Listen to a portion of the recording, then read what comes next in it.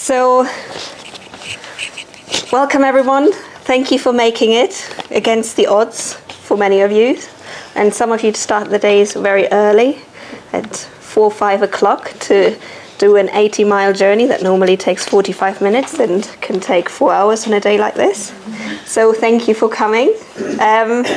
Today is really about linking some discussions that can sometimes not be linked in the English context, where people have distinct responsibility for distinct areas of the student experience. And then it's sort of your job finishes, but who's picking up the next bit of what you are doing with the students. And I was in part of the first World Congress on Access to Post-Secondary Education, which was held in Montreal, Canada in October of last year.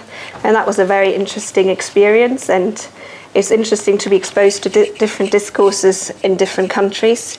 To give you an example, there was one university represented in the US that has appointed a Dean of Admission and First Year Experience. So in that sort of really quite senior role, they overtly said, we are linking those areas of work. And in the opening speech at this Congress, this is what was being said. Admission without support for success is no opportunity.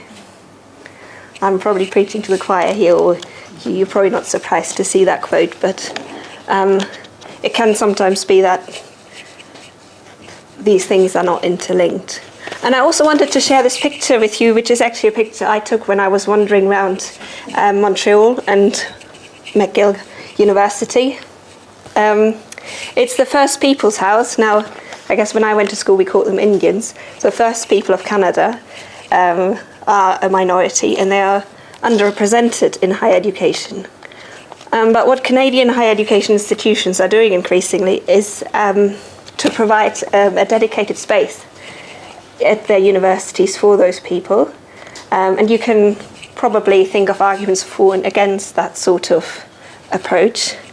But what underlies this approach fundamentally is saying it's not necessarily just the students, or it's not the students who need to change to come to our institutions. It's the institution that needs to change to welcome students and to create a welcoming environment. So this is just one approach I wanted to share with you, and now I'm handing over to Anna-Marie.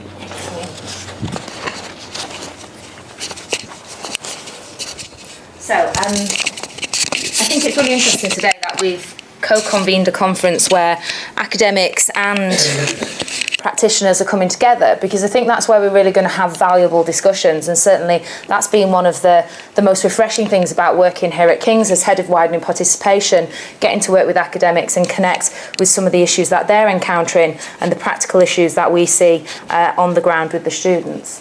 So I just wanted to give you a couple of quotes to set the context really in terms of policy. This is a quote from Sarah Howells, who spoke at a conference. She's the head of student opportunity at the Higher Education Funding Council. And she says, widening participation has to be about successful participation, and successful participation means addressing student difference. Okay, thumbs up. Next up, Right Honourable Anne Milburn in his report about University Challenge, and he starts to establish this 4-stage process of getting ready, getting in, staying in, and getting on. And I thought, brilliant, this is great, this makes a lot of sense, but really I do that bit. And I know who does that bit, but I'm not totally sure who does all this stuff. Next one, Les Ebden, outreach, retention, attainment, progression.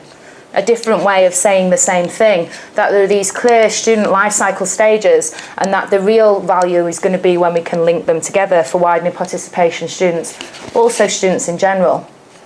And then going into a bit more depth, the Higher Education Academy on their work on belonging and student engagement, and they really start to pull together the key features of a student life cycle approach and how that can benefit students. And I think it's really interesting here to draw out the idea of mainstream activities, and that's one of the discussions I hope we can have today. So lots of people saying lots of similar things, and lots of congregation around the idea of the student life cycle, a joined up experience for students, which is great. And usually that will express itself in your access agreements in this sort of way. So this is our 5-stage life cycle for widening participation students here at King's College London. And you can see it moves from pre-16 to post-16 outreach, through into fair admissions, and then into the stages where the student is on course at the institution, into a positive student experience in the many forms that that might take, and then through into successful graduation. So that's wonderful, and you'll see this in lots of access agreements from lots of different types of institutions across all different mission groups. But what does that mean in reality? How do we affect that on the ground? And that's what I'm hoping we can talk about a little bit more today. How do we hand students over?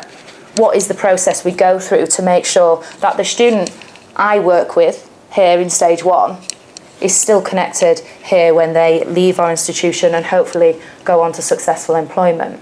So they were just a couple of slides to set the policy context, to get us thinking around those access agreements, and even the change in name of the access agreement to the the strategy for student success is a real indicator of where the debate's going, and actually I think it's very healthy that we're moving in this direction, but I don't think we can underestimate the challenges that poses to people in my role, the head of widening participation, but also the people who are represented in this room as well.